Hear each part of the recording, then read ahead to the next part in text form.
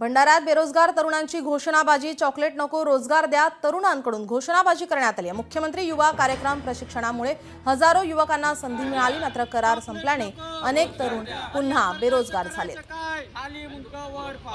मुख्यमंत्री युवा कार्यप्रशिक्षण या योजनेमधून तरी आम्हाला आधी 6 महिन्याचा रोजगार दिलं होतं। त्याच्यानंतर पुन्हा आम्हाला 5 महिन्याचा रोजगार देण्यात आला आणि त्याच्यानंतर आम्हाला कुठेतरी अशी आशा होती की आम्हाला समोर घेतील बा म्हणून। त्याच्यानंतर आम्ही खूप आंदोलन पण केली आणि शाळेमध्ये जागा राखीव असून सुद्धा आम्हाला घेण्यात आलेलं नाही।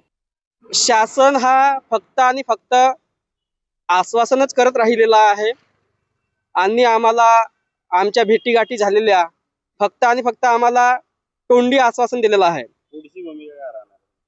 आता आमची पुढील भूमिका हीच आहे, जोपर्यंत आमच्या हातामध्ये GR मिळत नाही तोपर्यंत आम्ही शांत बसणार नाही।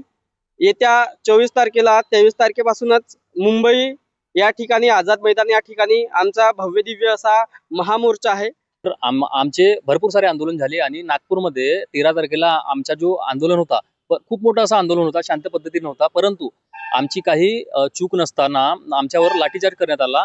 आता आमची जी पुढील भूमिका आहे, आझाद मैदान 24 तारखेला येणाऱ्या अर्थसंकल्पीय अधिवेशनाबद्दल आम्हाला 24 तारखेला खूप मोठा असं आंदोलन करायचं आहे आणि आता जोपर्यंत शासन आम्हाला न्याय देत नाही तोपर्यंत आम्ही तिथून हलणार नाही। सळो की पडो आरपारची लढाई असणार आहे।